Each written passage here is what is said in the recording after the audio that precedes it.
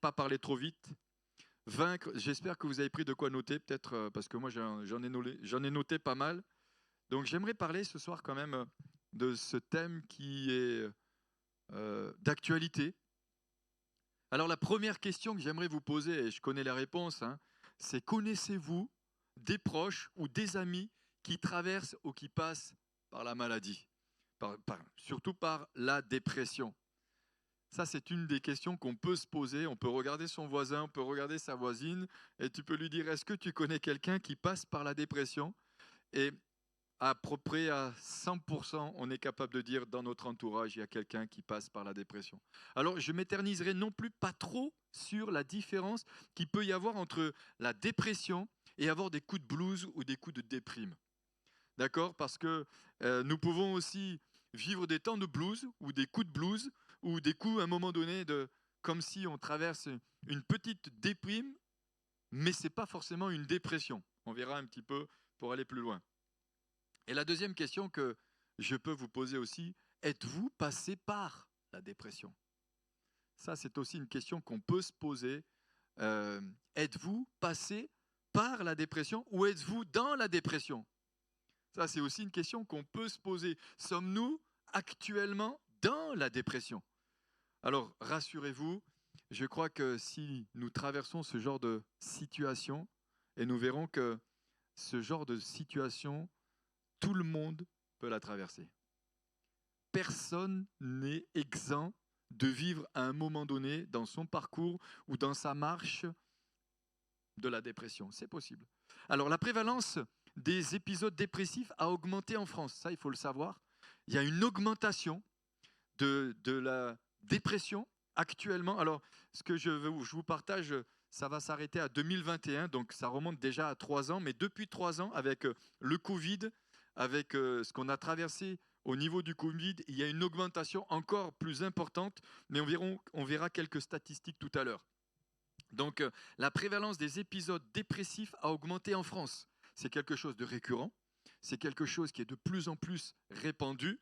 D'ailleurs, il me semble qu'il y avait une loi qui devait être sortie. Alors, je ne voudrais pas dire de bêtises, mais pour que ça soit reconnu comme une maladie où on peut se mettre en maladie parce que nous sommes dans une situation dépressive ou de dépression, de dépressive. Donc, la tendance a déjà été amorcée en 2010. Donc, c'est une tendance aussi qui est amorcée depuis 2010. Il y a déjà cette augmentation depuis 2010 et elle a connu une accélération sans précédent entre 2017 et 2021 à cause effectivement de la situation que nous avons pu traverser avec le Covid. Alors, j'aime pas trop ce mot, la Covid. Moi, je trouve que c'est mieux le Covid. Mais donc, ça vous dérange pas si je fais un peu le rebelle? Qui disent la Covid, moi, je vais dire le Covid. Allez, non, c'est pour vous dépressuriser. Donc, bref, il y a une augmentation depuis le Covid et la restriction imposée pour le contrôler apparaît comme l'une des principales hypothèses explicatives de cette hausse. Ça, c'est ce que les experts disent.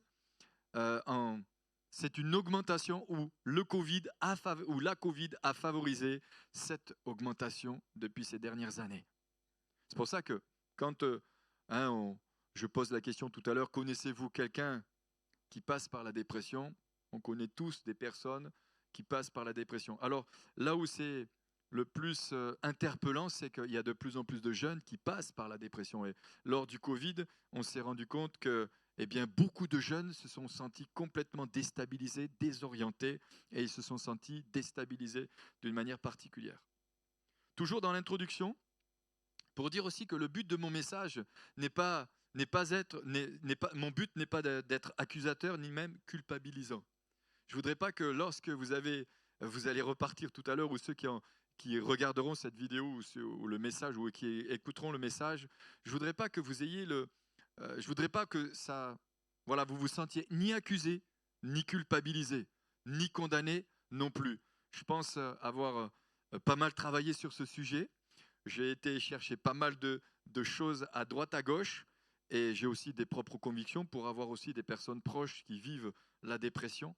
Donc voilà, mon objectif, vraiment, il est clair, c'est que ça soit instructif, mais que ça nous aide aussi à prier d'une manière plus spécifique et particulière pour ceux qui passent par la dépression. Qu'on soit efficace, qu'on soit une église efficace lorsque nous prions pour ceux qui sont dans ces situations.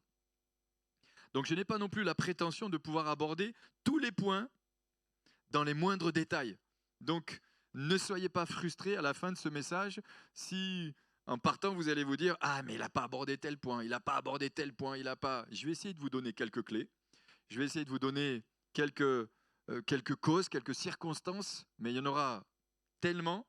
Donc voilà, qu'on soit bien d'accord en 1 heure, j'allais dire, j'ai fait exprès de démarrer un petit peu plus tôt, j'ai pas la prétention de pouvoir tout aborder, mais que ça puisse nous donner les clés et que ça puisse nous aider pour la suite. Donc c'est un thème complexe, c'est évident, avec beaucoup de vecteurs qui rentrent en ligne de compte. Je pense sincèrement que beaucoup de prédicateurs ou de pasteurs ou de ministères ont plus de compétences et de capacités pour passer sur ce sujet, mais ce soir, c'est moi qui l'ai à cœur, donc c'est moi qui vais vous les partager avec ce que je suis, avec ce que je crois, avec mes convictions et avec ce que je sais aujourd'hui.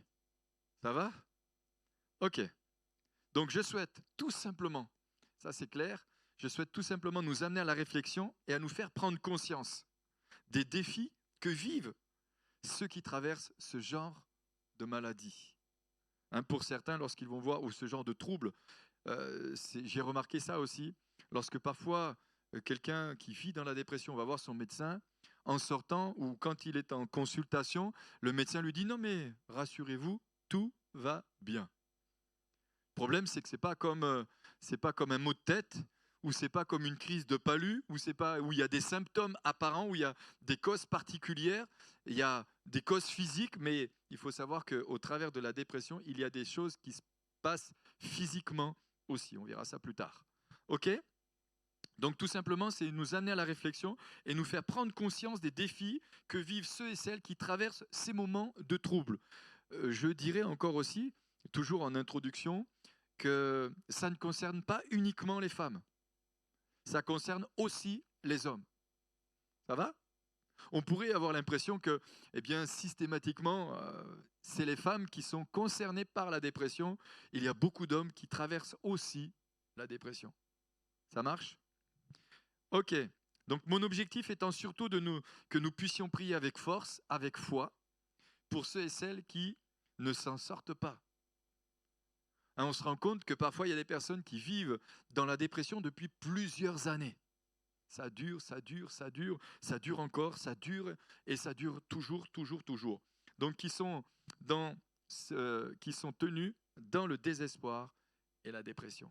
Nous allons lire quelques textes maintenant que j'ai commencé à mettre un petit peu les fondements. Lecture Luc chapitre 4, à partir du verset 18 et le verset 19. C'est un texte que vous connaissez par cœur.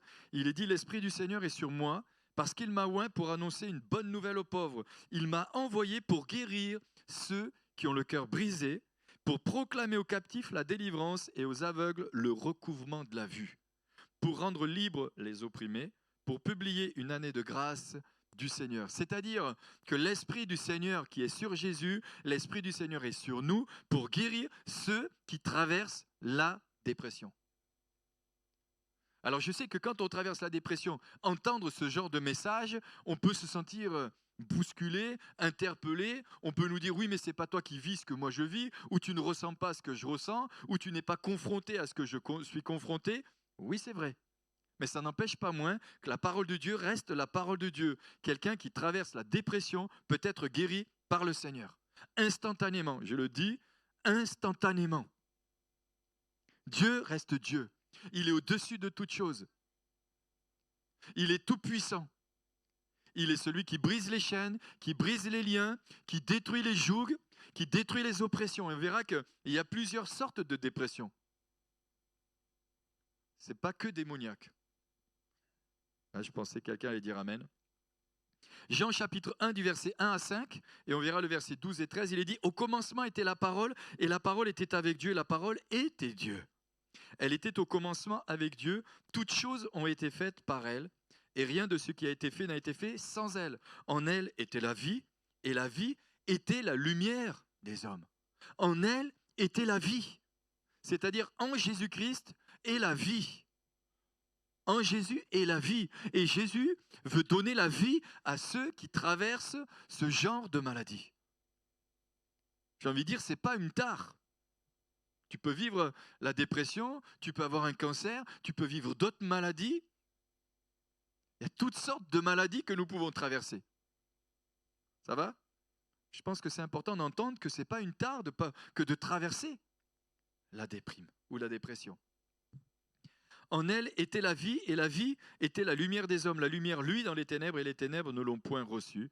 Mais à tous ceux qui l'ont reçue, à ceux qui croient en son nom, elle a donné le pouvoir de devenir enfants de Dieu, lesquels sont nés non du sang, ni de la volonté de la chair, ni de la volonté de l'homme, mais de Dieu.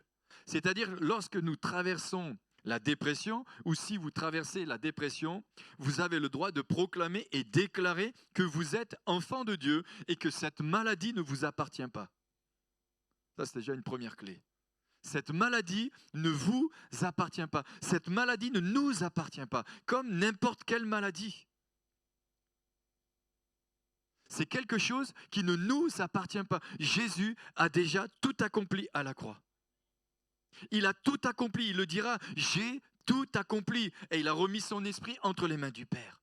Tout est accompli. La parole de Dieu dira encore dans Ésaïe 53 que par ses meurtrissures, nous avons été guéris.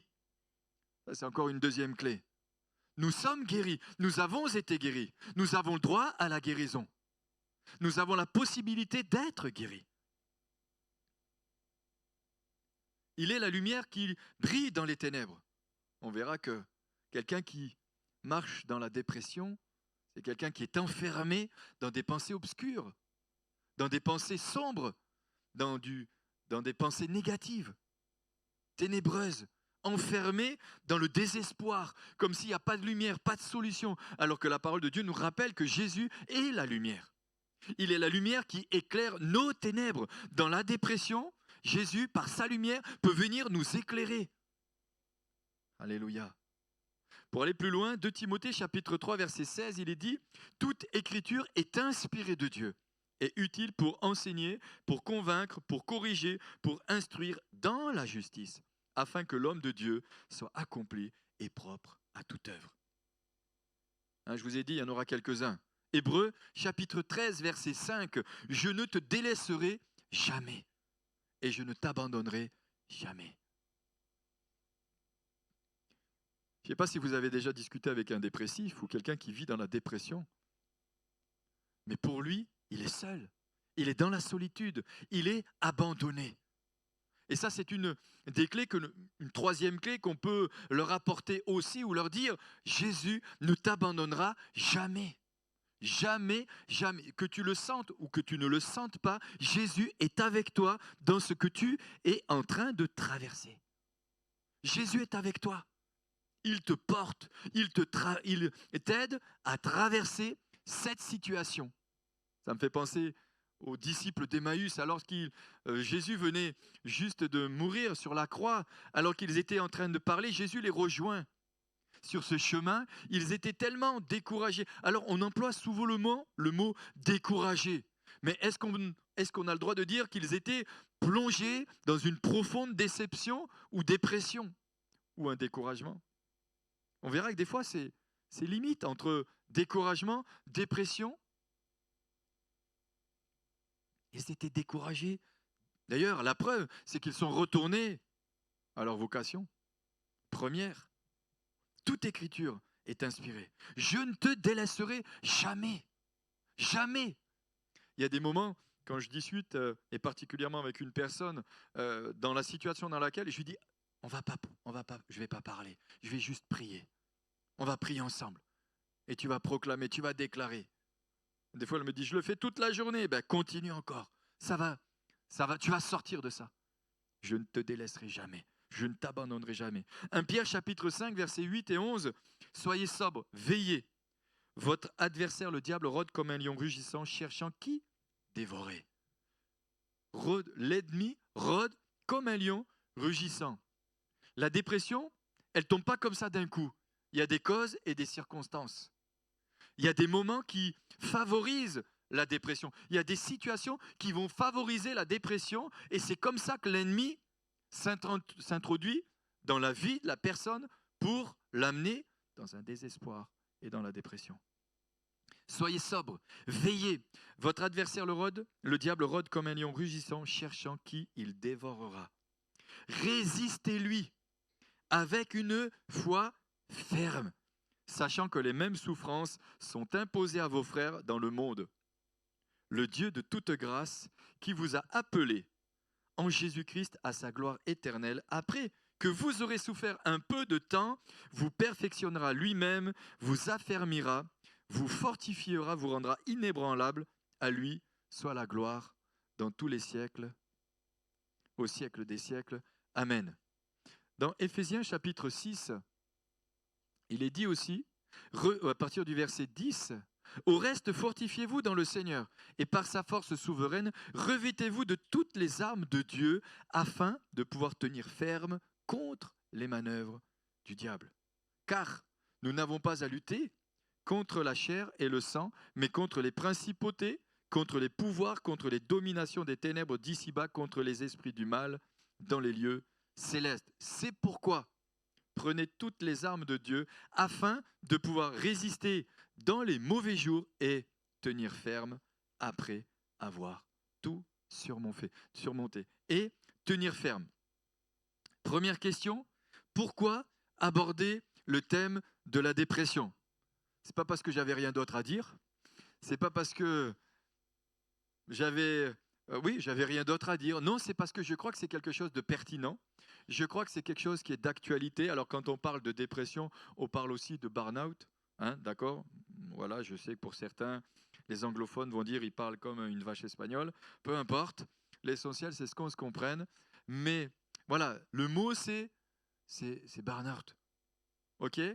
Donc pourquoi? Il y a plusieurs raisons. La première, il y a des détresses qui émeuvent. C'est vrai que quand on parle, c'est vrai quand on voit nos amis, euh, on parle de Brigitte qui a été amputée, on parle de René qui a vécu un cancer, on parle de nos bien-aimés qui ont vécu pendant des mois et des années, et des mois et des mois dans la maladie. Ça nous émeut. On a l'impression que quelque part, c'est vrai, un aveugle, un drogué ou une veuve, oui, un être cher, ça nous émeut et la dépression doit nous émeuvoir. C'est comme ça qu'on dit. Nous émouvoir, merci. J'étais en train de me dire, là, tu es en train de dire un truc, ça doit nous émouvoir aussi. Mais c'est quelque chose de différent. Mais quand la personne la traverse, c'est quelque chose de triste, de profondément attristant. Bon, j'avance. Deuxièmement, il y a des souffrances qui passent inaperçues. Des maladies incomprises qu'on traite d'imaginaires. Et je repensais à la scène qui avait été... Non, pas la scène, c'est... Je le dirai tout à l'heure. Mais le malade imaginaire. Hein, cette pièce de théâtre qui a été écrite en 1623, quelque chose comme ça. Non, mais quand même, quand j'étale un peu de connaissances, dites quand même, il en sait. Hein. Mais voilà, on a un peu l'impression que ce genre de maladie, comme diraient certains, en Afrique, c'est psychologique. Hein, c'est dans la tête. Hein, c'est un peu dans la tête. Alors que non, il se passe véritablement quelque chose. Hein, je fais référence à la foule de dépressifs qui stagnent dans les marasmes des mois et des années durant, sans jamais voir le bout de leur épreuve. Parfois, ils sont dans cette situation pendant des mois et des années et ils ont le sentiment de ne pas voir le bout du tunnel. Il leur manque, par exemple, un 42 fièvre, c'est plus facile. Tu as 42 fièvre, tu vas chez le médecin où il te prend ta tension, tu as 20, là tu dis il y a un problème. Alors que quelqu'un qui passe par la dépression, tu ne le vois pas à premier abord. Tu peux le croiser, il peut être à côté de toi et tu peux ne pas le savoir. Bien qu'il y a des symptômes que nous allons voir qu'on pourra facilement détecter. Ce mal du siècle n'épargne pas non plus les croyants. Et on pourrait se dire effectivement que les chrétiens d'aujourd'hui, ou un disciple de Jésus-Christ, né de nouveau, rempli du Saint-Esprit, baptisant, parlant en langue, priant, intercédant, peut-être même accomplissant des miracles, on se dit non, c'est pas possible, alors que ça l'est aussi. Il y a des exemples dans la Bible, hein, où des personnes qui étaient de véritables croyants, de véritables disciples de Jésus-Christ, de véritables ministères, et ont traversé une période sombre dans leur vie qu'on peut appeler une période de dépression. Ils sont nombreux, ceux qui sont éprouvés même dans nos milieux chrétiens. Donc ça n'épargne personne. D'accord ? Alors, encore une question importante, est-il possible de guérir un cœur déprimé ? Est-il possible de guérir ? La réponse est oui, évidemment. Et ce soir, pour moi, c'est une évidence que nous pouvons traverser ça, mais nous avons le droit et le privilège d'être guéris. Et nous pouvons être guéris instantanément. C'est aussi quelque chose que Dieu peut faire. Est-il possible de guérir un cœur déprimé parce qu'il souffre de la solitude ? Et c'est vrai que quelqu'un qui passe par la dépression va être enfermé dans une solitude. Et on verra qu'à la fois, il aura envie de visite et à la fois, il n'aura pas envie. Récemment, je disais à quelqu'un de proche, je lui disais, mais à la fois, tu as envie qu'on vienne te voir, et à la fois, tu as envie d'être seul. À la fois, tu as envie d'être avec des gens, et à la fois, tu as envie de te retrouver seul. C'est perturbant, hein ? C'est perturbant. Donc ça n'épargne aucun chrétien. Parfois les gens qui plaisantent et rient beaucoup le font pour cacher leur souffrance intérieure. Parfois, je ne dis pas que c'est toujours le cas. Il y a aussi les bons vivants, il y a ceux que c'est des vrais clowns. Moi j'en connais, j'ai un ami, c'est Jean-Phi, vous le connaissez aussi, c'est un vrai clown. Bon voilà, donc il n'est pas dans la dépression, enfin à ma connaissance il ne me l'a pas dit. Donc ok. Certains se créent un masque pour donner l'impression qu'ils n'ont besoin de personne et peuvent gérer leur vie sans problème. Pourtant, la solitude n'est pas facile à surmonter. Et je suis retombé sur une petite histoire que vous connaissez certainement. Et un jour, il y a le docteur Kramer, que vous connaissez certainement, un spécialiste dans le traitement de la dépression, a écrit, parce que je notais pas mal de choses, l'être humain est la seule espèce qui ne peut survivre seul. Il a besoin d'un autre être humain à ses côtés, sinon il meurt. D'ailleurs, la Bible, elle est claire. C'est d'ailleurs pour ça que Dieu a créé la femme, pour que les hommes ne soient pas seuls. Il est dit, il n'est pas bon que l'homme soit seul.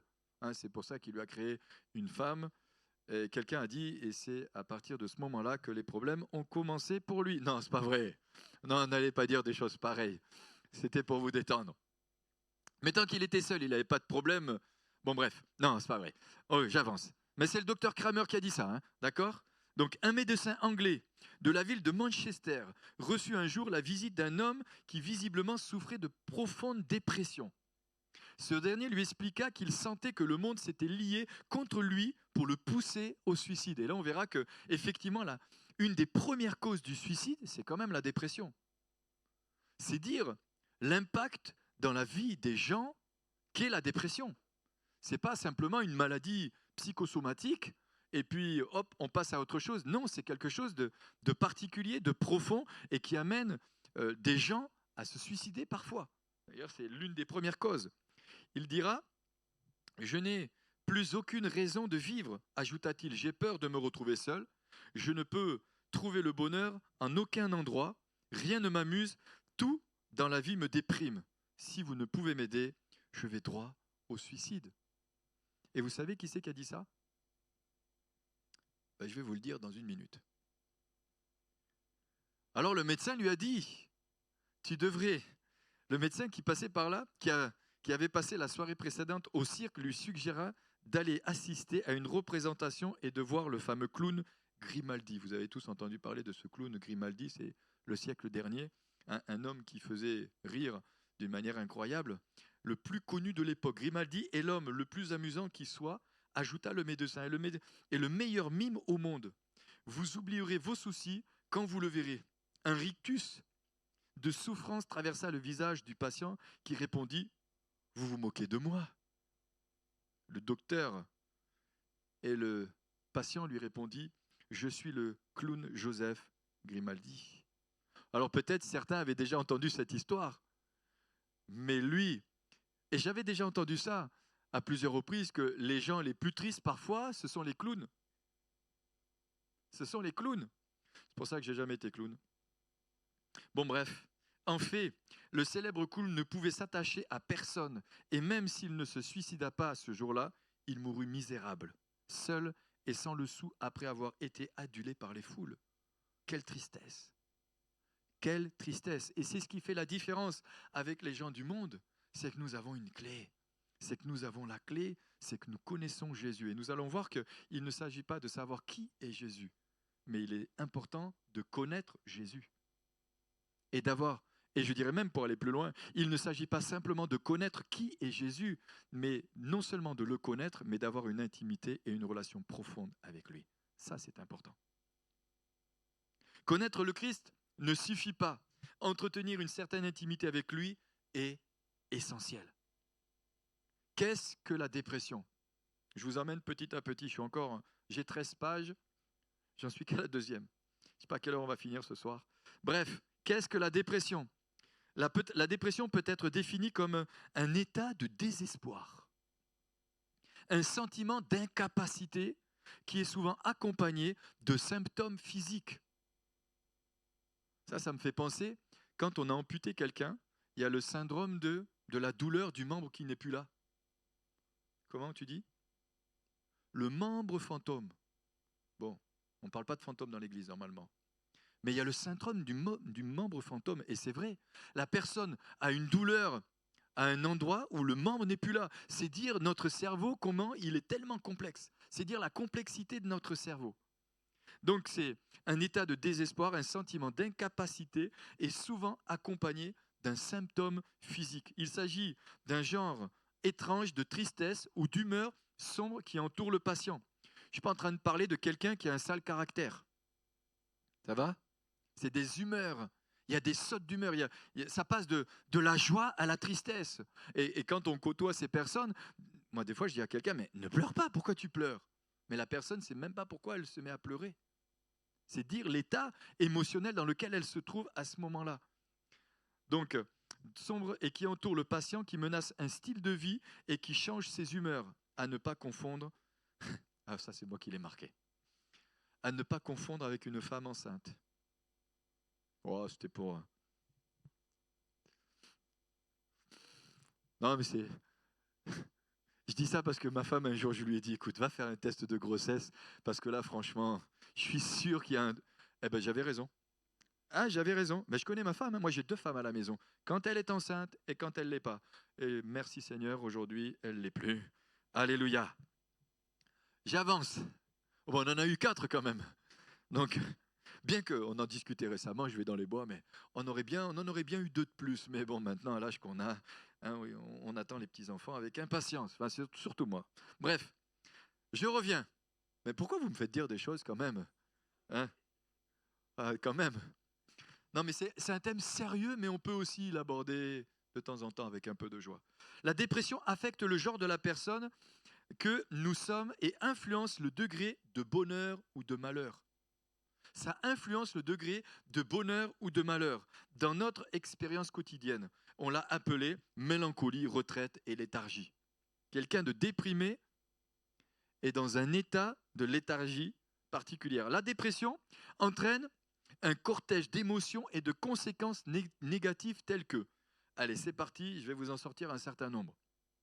Je redis, la dépression entraîne un cortège d'émotions et de conséquences négatives telles que la tristesse, le pessimisme, la crainte, l'apathie. L'apathie qui est un état de fatigue et de mollesse accompagné d'une indifférence ou d'une absence d'émotion et de désir. Ça va?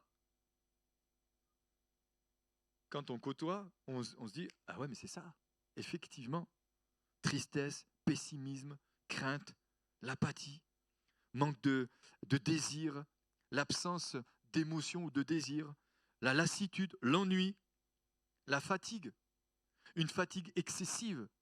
La personne, elle est fatiguée, et elle est encore fatiguée. Et quand on est à côté, on a envie de la secouer, mais si tu la secoues, parfois, ça ne sert strictement à rien. Ça fait un effet inverse. Et parfois même, après avoir pris du temps et encore du temps à se reposer, la personne est encore fatiguée.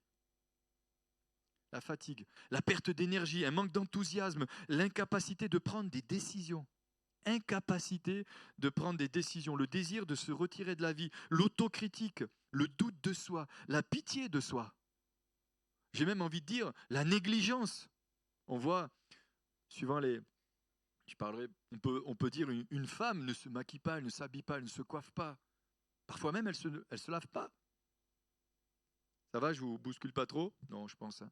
Un sentiment d'inutilité, de désespoir, une perte d'intérêt pour le travail, un désintéressement de la sexualité et des activités normales, des difficultés à se concentrer, l'insomnie, la perte de l'appétit. Voilà un petit peu le cortège d'émotions. Et il y en a encore. La dépression, c'est une diminution du sentiment de plaisir, de troubles alimentaires et de sommeil, des pensées morbides et l'impression de ne pas avoir de valeur en tant qu'individu. C'est pour ça tout à l'heure je disais que Jésus est la lumière. Il est la lumière qui vient éclairer nos ténèbres. Les non-croyants qui souffrent de la dépression sont portés à s'interroger sur Dieu. Un incroyant se portera à se poser des questions sur Dieu et et à ne tenir compte de sa volonté va commencer à rejeter sa parole. Par contre, quant aux croyants, ils ne pensent d'habitude pas au suicide. Un croyant, il sait qu'il ne va pas se suicider. Par contre, il va commencer à implorer Dieu de le reprendre. Et si certains se posent ce genre de questions, on a un exemple dans la Bible, Élie. Élie va dire, je suis resté moi seul, reprends ma vie. Jonas va faire la même chose, reprends ma vie. Et là, il faut veiller en tant que chrétien à ne pas attirer sur vos vies ou sur nos vies un esprit de mort. C'est là où il faut veiller à ne pas ouvrir une porte à l'ennemi. D'accord ? Donc, mais il leur arrive de prier Dieu et de prier Dieu, de les faire mourir ou de les enlever de cette terre parce qu'ils ne jouissent plus de la vie. Et là, la Bible nous met en garde contre ces choses-là. Ça va? Vous êtes toujours là? Je vous choque pas? Non, je pense que non. Hein. Écoutez, vous pourrez lire tranquillement à la maison parce que il faut que j'avance. Le chapitre 18 de 1 roi. 1 roi, chapitre 18, et vous verrez l'histoire d'Élie. Il se présente devant le roi Akab et lui lance un véritable défi. Il lance un défi au roi Akab, il remporte le défi, et le lendemain, chapitre 19, complètement déprimé, parce que la femme Jézabel vient le confronter. Et c'est là qu'on voit aussi, en tant que serviteur de Dieu, après avoir tout surmonté, ou après en tant que croyant, après avoir surmonté de grandes bénédictions, ou d'avoir vécu de grandes bénédictions, le retour de l'ennemi par rapport à certaines attaques qu'il peut envoyer. 1 roi chapitre 19, versets 3 et 4, il dira, Élie voyant cela, se leva et s'en alla pour sauver sa vie. Il arriva à Beer-Sheba, qui appartient à Juda. Il laissa son serviteur. Pour lui, il alla dans le désert où, après une journée de marche, il s'assit sous un genêt et demanda la mort. En disant, c'est assez, maintenant, Éternel, prends mon âme, car je ne suis pas meilleur que mes pères. Il demanda la mort. Et là, en tant que croyants, disciples du Seigneur Jésus, nous devons être attentifs et faire attention. On doit faire attention. On ne doit pas se laisser influencer. Et tout à l'heure, nous avons lu au début, veillez, votre adversaire, le diable, rôde comme un lion, rugissant, cherchant qui dévorer. 1 roi chapitre 19, versets 9 et 10, et là, il entra dans la caverne, c'est toujours Élie, et il y passa la nuit. Et voici la parole de l'Éternel lui fut adressée en ces mots. Que fais-tu ici, Élie? Il répondit, j'ai déployé mon zèle pour l'Éternel, le Dieu des armées, car les enfants d'Israël ont abandonné ton alliance, ils ont renversé tes autels et ils ont tué par l'épée tes prophètes. Je suis resté moi seul et ils cherchent à m'ôter la vie. Pensée morbide, pensée négative, pensée avec des sentiments qu'il n'y a pas d'avenir, c'est fini et en plus je suis resté moi seul. Et c'est là que nous devons nous aussi être vigilants lorsque nous traversons dans l'Église des moments difficiles. Ça peut être la perte d'un ami, ça peut être la séparation de croyants, ça peut être des divisions, ça peut être toutes sortes de situations. Et c'est là où nous devons veiller sur notre cœur. D'ailleurs, dans le Proverbe 4, 23, dira « Veille sur toi-même et sur ton cœur. Veille sur ton cœur. » Ça marche? Plus que toute autre chose, car de lui viennent les sources de vie. 1 roi, chapitre 19, versets 14 à 16, et puis le verset 18, il est dit, il répondit, j'ai déployé mon zèle pour l'Éternel, le Dieu des armées, car les enfants d'Israël ont abandonné ton alliance. Écoutez bien ce que le Seigneur va lui dire. Ils ont renversé tes autels, ils ont tué par l'épée tes prophètes, je suis resté moi seul, et ils cherchent à m'ôter la vie. L'Éternel lui dit, va, reprends ton chemin par le désert jusqu'à Damas. Encore, en gros, il lui dit, hé, arrête avec ta dépression, sors de l'impasse dans laquelle tu es et reprends ton chemin. Remets-toi au travail ou remets-toi au boulot. Vous me suivez? La déprime, elle nous enferme dans quelque chose qui nous tient enfermés et qui nous empêche de poursuivre le chemin que le Seigneur a préparé pour nous. Ou le chemin qui a été préparé pour la personne. Elle se retrouve enfermée, non seulement dans un désespoir, dans de la tristesse, mais elle est arrêtée dans sa marche. Ça va? Là, il lui dit, oh, reprends ton chemin. Reprends ton chemin. Ça me fait penser à quand Jésus dira, ou même le disciple dira, lève-toi et marche. Lève-toi et marche. Reprends ton chemin. Et si peut-être certains nous écoutent, bien qu'ils reprennent leur chemin par le désert de Damas. Et quand tu seras arrivé, tu oindras Azraël pour roi de Syrie. Tu oindras aussi Jésus, fils de Michi, pour roi d'Israël. Et tu oindras Élisée, fils de Shaphat, d'Abel Méola, pour prophète à ta place. Et puis, verset 18, il dira, mais je t'ai laissé en Israël 7000 hommes, tous ceux qui n'ont point fléchi les genoux devant Baal et dont la bouche ne l'a point baisé. J'ai laissé 7000 hommes. Et là, on voit le contraste entre ce que Dieu pense et ce que Élie pense. Élie s'est enfermé dans la déprime, dans la dépression, dans les pensées négatives, dans un pessimisme redoutable, alors que le Seigneur lui dit, il y en a encore 7000. Ça va le contraste? Regardez. La dépression est la première cause de suicide. Je l'ai dit tout à l'heure, je le redis, environ 70% des personnes décédant par suicide souffrent de dépression. 70%. C'est plus que la moitié. Les hommes dépressifs de plus de 70 ans sont les personnes les plus à risque de suicide. Les idées de suicide, appelées parfois idées noires, sont un des signes de dépression. Même si la plupart des personnes ayant des idées de suicide ne font pas de tentative, c'est un signe alarmant. Idée noire. Les personnes dépressives pensent au suicide pour arrêter une souffrance qui leur est insupportable. C'est insupportable pour eux. Donc, j'ai noté dans mes notes « attention ». Donc, vous pouvez noter « attention » avec 2 points. Il est dangereux pour toute personne croyante ou non d'éprouver, d'exprimer de forts désirs de mourir. Je peux le redire? Il est dangereux pour toute personne croyante ou non d'éprouver et d'exprimer de forts désirs de mourir puisqu'elles peuvent ouvrir ainsi littéralement la porte à un esprit de mort. Alors pour les croyants qui n'y croient pas, ça reste une réalité aussi. Mais pour les croyants qui marchent avec Jésus et qui servent le Seigneur, c'est une réalité aussi. Quelques caractéristiques de la dépression, le désespoir, le découragement, l'abattement, sont les caractéristiques pratiquement inévitables de la dépression. Je peux le redire? Désespoir, découragement, abattement. Personne n'est à l'abri de la dépression. Personne. Je l'ai dit, je le redis. Dans une certaine mesure et à un certain moment de la vie, chacun peut devenir sa proie. Personne n'est immunisé contre ce phénomène. Personne.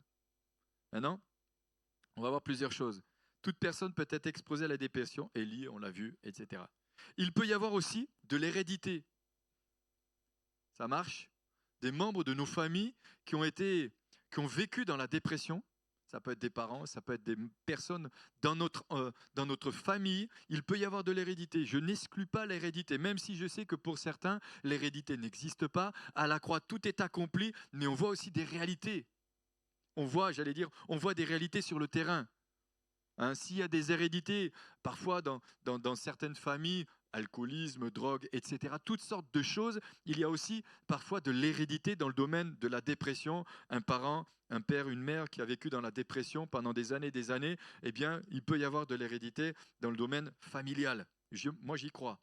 Donc, dans une certaine mesure et à un certain moment, etc.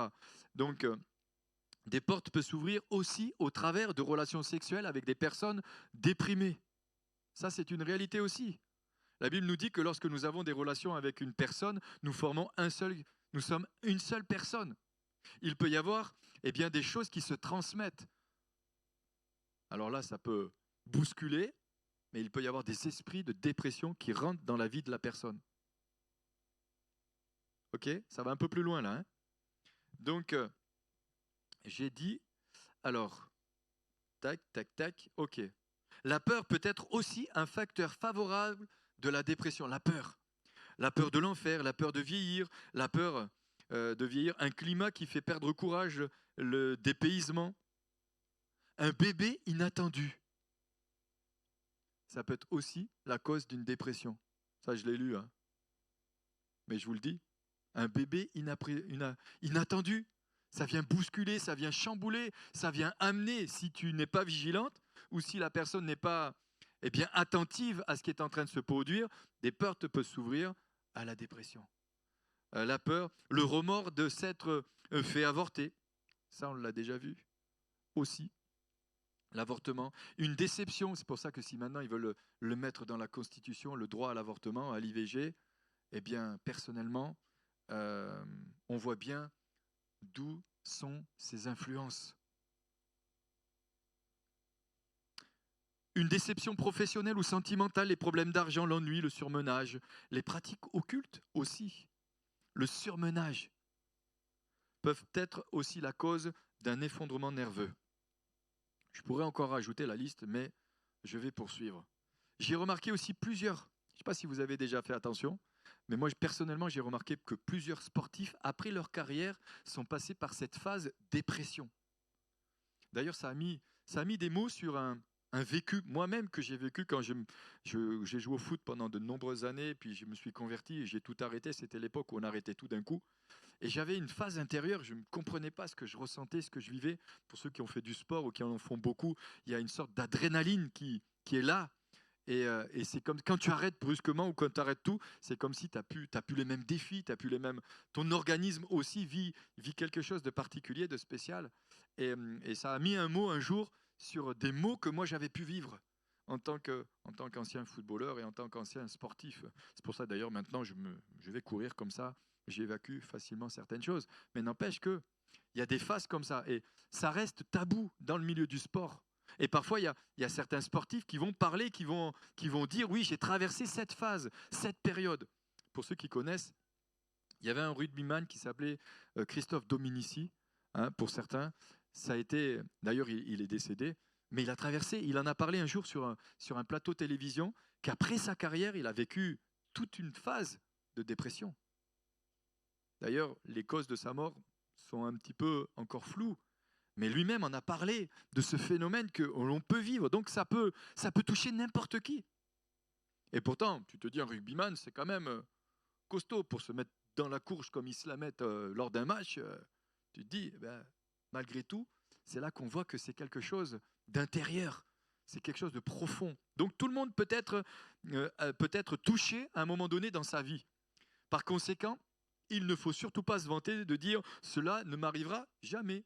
Il faut rester humble. Il faut rester humble. Est-ce que vous saviez que Abraham Lincoln, en 1836, souffrit d'une dépression nerveuse? Abraham Lincoln, en 1836. Oui, Churchill, certainement. Moi, j'en ai noté qu'un. Hein. J'aurais pu aller en chercher plus, mais Abraham Lincoln. Mais quand on voit ce gars-là, ce qu'il a fait et la bénédiction qu'il a été, tu te dis, waouh, on peut sortir de ça. On peut en sortir. La dépression est connue dans toutes les cultures. Elle est connue dans toutes les cultures, même si dans certaines cultures, on n'en parle pas. Moi, j'ai rarement entendu en Afrique des personnes parler de dépression. Et pourtant, je côtoie certaines personnes et je me dis, ah, ça, c'est ce qu'elle est en train de vivre. Problème, donc on la considère comme étant le problème mental et émotionnel le plus commun qui affecte actuellement notre société. Donc on la considère comme étant le problème mental et émotionnel le plus commun qui affecte actuellement notre société. On prétend que la dépression a provoqué plus de souffrance que toute autre maladie. Je ne sais pas où ils sont allés chercher ça, mais je vous le dis, c'est ce qui est prétendu, que la dépression a provoqué plus de souffrance que toute autre maladie. C'est dire le degré d'importance qu'est la dépression. Dans le milieu médical, le terme dépression majeure est souvent employé pour désigner cette maladie. La dépression survient généralement sous forme de période dépressive qui peut durer des semaines, des mois, voire des années. Des semaines, des mois, voire des années. On va voir encore quelques points. Dans le cas les plus graves, la dépression peut conduire au suicide. Je l'ai dit, je le redis. Bon, voilà, je ne vais pas trop m'éterniser. La dépression affecte l'humeur, les pensées et le comportement. Elle affecte l'humeur, les pensées et le comportement, mais aussi le corps. La dépression peut s'exprimer dans le corps par un mal de dos, des maux de ventre, par des maux de tête. J'étais surpris. Des maux de dos, des maux de ventre et des maux de tête. Ça peut être aussi, la cause peut être le stress. Mais la dépression peut être causée, elle peut causer des problèmes physiques. C'est pour ça qu'une fois que tu as fait des radios, ils ne voyaient rien. Parce qu'en finalement, c'est le déclencheur, c'est la dépression. Cela explique aussi qu'une personne qui souffre de dépression puisse se révéler plus vulnérable au rhume et aux autres infections, son système immunitaire étant affaibli. Cette maladie se manifeste de bien des manières et couvre une immense gamme d'états plus ou moins graves. Cependant, on retrouve chez la plupart des personnes qui ont craqué une même sensation de fatigue, d'accablement, un manque total d'énergie, une impression désespérante d'épuisement. C'est comme si après des mois de repos, les forces ne reviennent toujours pas. Deuxièmement, de l'anxiété et des angoisses. De l'anxiété, des angoisses. Alors, il peut derrière l'anxiété et des angoisses il peut y avoir des esprits, mais parfois ce n'est pas des esprits. Ce n'est pas des mauvais esprits. Donc, elles sont le dénominateur commun de toute dépression nerveuse. Le malade a peur. Je l'ai dit, je le redis encore, le malade a peur. Peur d'assumer ses responsabilités de chef de famille. Peur d'affronter telle et telle situation. Peur d'affronter telle et telle personne. Peur de décevoir son patron. Peur de vieillir, je l'ai dit, peur d'une guerre éventuelle.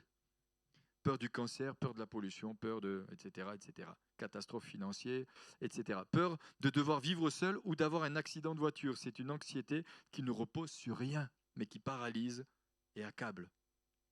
Troisièmement, généralement, les dépressifs tiennent un même langage défaitiste. Rien ne va plus chez eux dans le monde. C'est un langage qui est dépressif. Ils ne cessent de s'accuser et se jugent indignes de vivre puisqu'ils ne sont que des parasites de la société. Pause, fais comme dans les psaumes. Ça va? C'est intéressant quand même. Hein?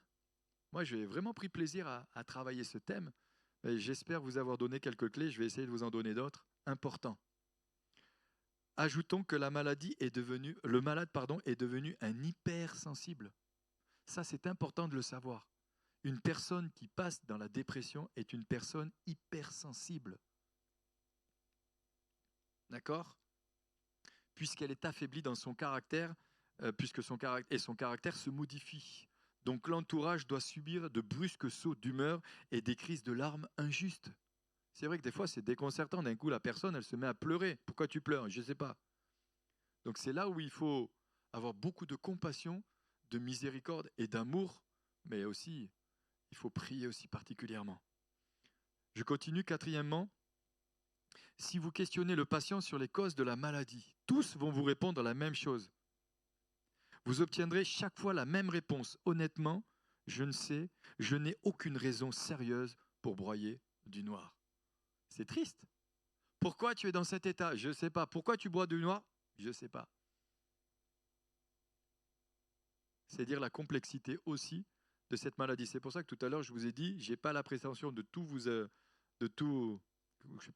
rentrer dans tous les moindres détails ou de donner une réponse sur tout, mais on va sortir quelques éléments quand même qui vont nous aider à aller plus loin. Et la personne va passer dans la transition de chant aux larmes, du calme à la tempête. Et donc pour parfois des motifs qui sont complètement ridicules. Premier constat. Je n'ai rien contre le fait que des personnes dépressives cultivent consulte des médicaments ou des personnes spécialisées. Je ne suis pas contre le fait que la personne aille voir un psychiatre ou quelqu'un qui va l'accompagner. Voilà, comme ça au moins, c'est dit. Je ne suis pas contre le fait. Par contre, parfois c'est un petit peu dommage que la personne, avant d'avoir été voir euh, un psy ou quelqu'un pour l'accompagner, je pense que parfois c'est bien qu'elle puisse voir son pasteur pour qu'ils puissent prier ensemble. Parce que la première personne à consulter, il me semble que c'est le Seigneur Jésus. C'est le Seigneur Jésus. Donc je ne suis pas contre les psys, je ne suis pas contre les psychiatres, je ne suis pas contre le fait qu'on aille voir, mais c'est un constat. C'est un constat, et je ne suis pas le seul à le faire, mais je constate que c'est toujours tardif, comme en désespoir de cause, qu'on se tourne vers un serviteur de Dieu. Bien sûr que l'un n'empêche pas l'autre, et il peut y avoir aussi les deux. Il peut y avoir une concertation. Mais parfois, je me dis, mais pourquoi on ne s'est pas vu avant? Pourquoi on n'a pas prié ensemble? Pourquoi, quand tu as commencé à avoir certains symptômes, on n'a pas pu prendre ce temps-là ensemble pour prier? C'est sûr que ça peut... Voilà. Cependant, il me semble indispensable que les psychiatres soient véritablement recommandables. Ça marche? Personnellement, et je vais vous le dire, je pense que ces gens-là, il faut être recommandables. Et je disais à Priscille tout à l'heure, est-ce que tu peux juste relire un petit peu mes notes pour voir si je n'ai pas fait de faute? Mais je ne sais pas si... Elle me dit non, tu ne devrais pas écrire ça. Alors je vais vous le dire. Parce qu'elle... Vous connaissez l'histoire de ce qui se passe avec Gérard Miller en ce moment, ce psychiatre. Il est accusé actuellement par plus de 50 personnes de viol, d'abus sexuels. Donc, c'est un psy.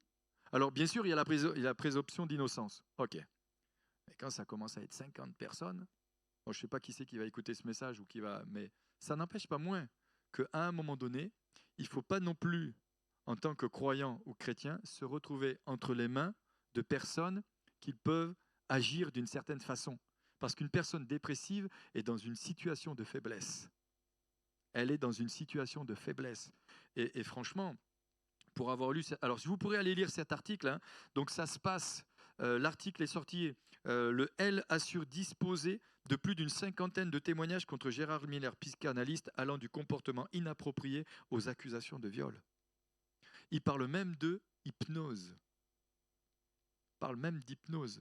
Donc, ouais, il y a eu plusieurs émissions, je crois qu'il y a, j'ai vu ça il y a récemment encore. La maladie, bon, je m'éternise pas trop, mais ce qui est sûr, c'est que si la personne doit consulter quelqu'un dans ce domaine médical, eh bien, consulter quelqu'un qui, pourquoi pas, est un psychiatre ou un psy ou un médecin qui soit chrétien, qui puisse aussi donner les bons outils et être recommandable. Et évidemment, je ne conseillerais jamais quelqu'un d'aller voir un psy qui fait de l'hypnose. C'est évident. Alors, une maladie qui ne se voit pas à prime abord, c'est une maladie qui ne se voit pas à prime abord, évidemment. Rien n'atteint apparemment, du moins, pas de fièvre, pas de cause, pas de plaie, pas de etc., etc. C'est quelque chose qu'on ne voit pas. C'est quelque chose qui est à l'intérieur. C'est pourquoi les malades des nerfs sont généralement incomprises, même par leur entourage. Donc, c'est bon de savoir que lorsqu'une personne passe par la dépression, son entourage a du mal à les comprendre. Et ça augmente leur souffrance. Oh là là, j'en suis même pas à la moitié. Le malade redoute les visites. Alors, je me suis fait un plaisir de vous j'allais dire, vous concocter ça. Est-ce que vous savez que le malade redoute les visites au moins pour 3 raisons? Tout d'abord, parce qu'il appartient à une catégorie de patients qui ont besoin par-dessus tout de calme et de tranquillité. Une personne qui vit la dépression a besoin de calme et de tranquillité. Et ça, vous pourrez lire Ésaïe chapitre 30, verset 15. 30, verset 15. Waouh, l'heure est passée. 30, verset 15, qui dira, c'est dans le calme et la confiance que sera votre force. Quelqu'un qui est dans cet état-là a besoin de tranquillité, a besoin de calme. Ensuite, deuxièmement, le dépressif se sent rarement compris. Il est rarement compris. Troisièmement, certains amis se font, sans le savoir, accusateurs, blessent au lieu de consoler. Ils blessent au lieu de consoler. C'est-à-dire que si nous avons l'intention d'aller visiter quelqu'un qui passe par la dépression, ayons la délicatesse de ne pas le culpabiliser lorsque nous allons repartir. Ou la délicatesse de ne pas l'accuser ou le condamner. Mais ayons assez de compassion et d'amour pour l'écouter, pour l'entendre et pour comprendre le chemin dans lequel il se trouve. Bon, je pensais que vous alliez dire Amen. C'est comme les... Oui, exactement. Je n'ai pas voulu trop aller sur ce terrain-là, parce que sinon, je n'allais pas m'en sortir. Alors, quelques points. Il y a des visiteurs. Il y a des visites qui estiment... il y a des visiteurs qui estiment que le malade joue la comédie. Ah, si. Si.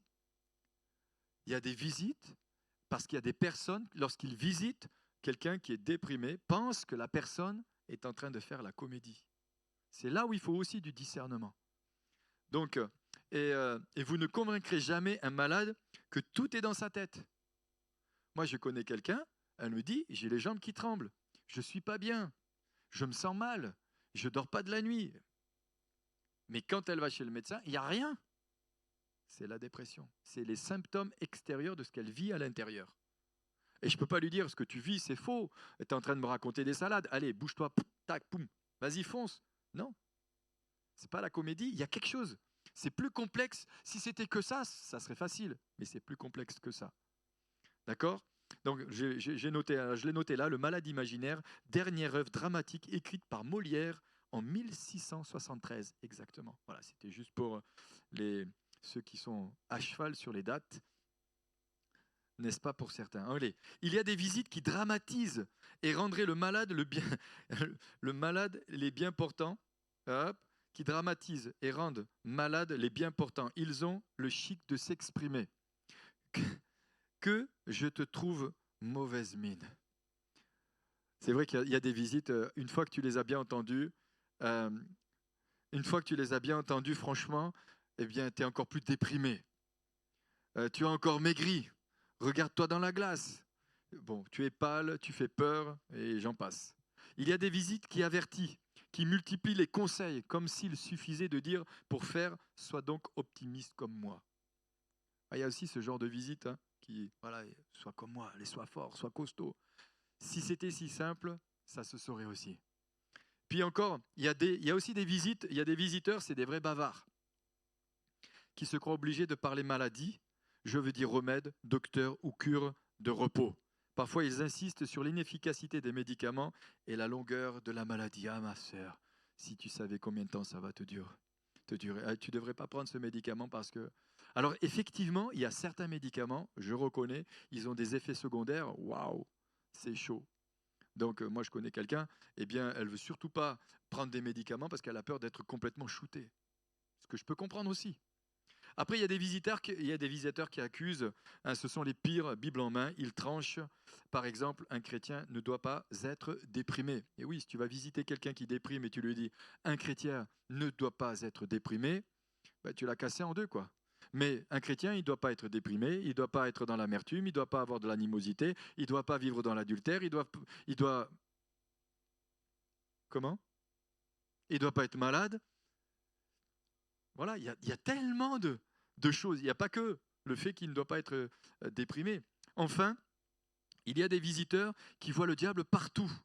Le terme dépression le suggère immédiatement l'idée de possession démoniaque. Ah, si tu es dans la dépression, c'est que c'est démoniaque, il y a un esprit méchant. Alors ça, je ne l'occulte pas, parce que c'est aussi une réalité. D'ailleurs, récemment, avec Priscille, après une réunion, c'était dans la semaine de jeûne et prière, et une personne est venue, et puis après les symptômes qu'elle nous a décrits, moi j'ai commencé à prier, j'ai vu de suite que c'était un esprit de dépression. J'ai prié pour elle, instantanément, elle a été délivrée. Ça, c'est une réalité aussi.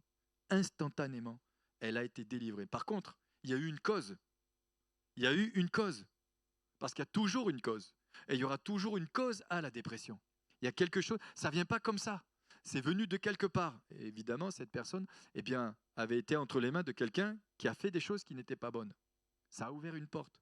J'avance rapidement parce que je vais m'arrêter de toute manière. Déprime ou dépression. Le terme dépression, encore tabou, il n'y a pas si longtemps, est souvent employé à tort dans le langage courant pour décrire les inévitables périodes de tristesse, d'ennui, de mélancolie, qui tous sont appelés à vivre à un moment ou à un autre sans qu'il s'agisse pour autant d'une maladie. On peut traverser, on a perdu un être cher, on peut être déprimé un temps, mais on n'y reste pas. On a vécu une rupture, une séparation, quelque chose qui nous a touchés émotionnellement. Bien sûr, on a le droit d'avoir une phase, on se ressaisit et puis on avance. C'est évident. Donc par exemple, être triste après la perte d'un proche ou avoir un sentiment d'échec, etc., etc. Je ne rentre pas trop dans les détails. La dépression est en fait une maladie chronique répondant à des critères diagnostiques bien précis. Outre la tristesse, la personne dépressive entretient des pensées négatives et dévalorisantes. Ça, c'est aussi une réalité. Je suis vraiment nul, etc., etc. J'y arriverai jamais. Et je vais conclure là, il y a plusieurs sortes de dépression. Dépression anxieuse, dépression saisonnière. Donc, et il y a aussi la dépression postpartum, après l'accouchement. Voilà. Alors, pour les sages-femmes et les infirmières, ils savent de quoi je parle, mais ça existe. Ça existe. Chez 60% à 80% des femmes, un état de tristesse, de nervosité, d'anxiété se manifeste dans les jours après l'accouchement. On parle de baby blues qui dure environ 1 jour à 15 jours. Habituellement, cette humeur négative se résorbe d'elle-même. Cependant, chez une femme sur 8, une réelle dépression s'installe immédiatement ou apparaît dans l'année qui suit la naissance. Une personne sur 8. Ça m'a amené à la réflexion, et je n'ai pas les stats, peut-être que certaines personnes, peut-être que d'autres qui travaillent dans le milieu médical pourront me donner ces éléments, mais est-ce qu'il y a des hommes qui viennent d'avoir des enfants, est-ce qu'ils traversent aussi, eux, la période de dépression? Je vois des oui, mais ça ne m'étonne pas. Ça ne m'étonne pas. Parce que... Mais on en reparlera avec les personnes concernées. Mais je n'ai pas de stats. Peut-être que certains ont des stats, moi je ne les ai pas. Donc la dépression suite à un deuil. Dans la semaine qui suit la perte d'un être cher, les signes de dépression sont fréquents et cela fait partie du processus. Et puis là, je m'arrête. La prévalence de la dépression. La dépression est l'un des troubles psychiatriques les plus fréquents, d'après une enquête menée par les autorités santé publique du Québec. Environ 8% des personnes âgées de 12 ans et plus ont rapporté avoir vécu une période de dépression au cours des 12 derniers mois. Ça s'est passé ça devait être en 2020. C'est quand même beaucoup. 8 personnes. Hop, je reprends. Environ 8% des personnes âgées de 12 ans et plus ont rapporté avoir vécu une période de dépression au cours des 12 derniers mois. Selon Santé Canada, je n'ai pas pris la France, environ 11% des Canadiens et 16% des Canadiennes souffriront d'une dépression majeure au cours de leur vie. Et 7,5% des Français de 15 à 85 ans ont connu une période dépressive au cours des 12 derniers mois. C'est énorme.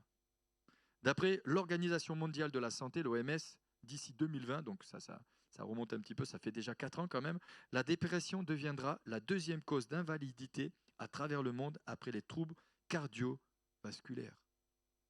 C'est énorme, énorme. C'est dire l'importance de la dépression. La dépression peut subvenir à tout âge, y compris dans l'enfance. Y compris dans l'enfance, mais elle apparaît pour la première fois le plus souvent à la fin de l'adolescence ou au début de l'âge adulte. Les causes de la dépression. Je vais m'arrêter. Je ne peux pas continuer. Seigneur, je te bénis, je te rends grâce et je te remercie pour ta grâce, ta fidélité. C'est vrai que, Seigneur, nous te prions d'étendre ta main. Seigneur, merci pour ce thème que nous sommes en train d'aborder.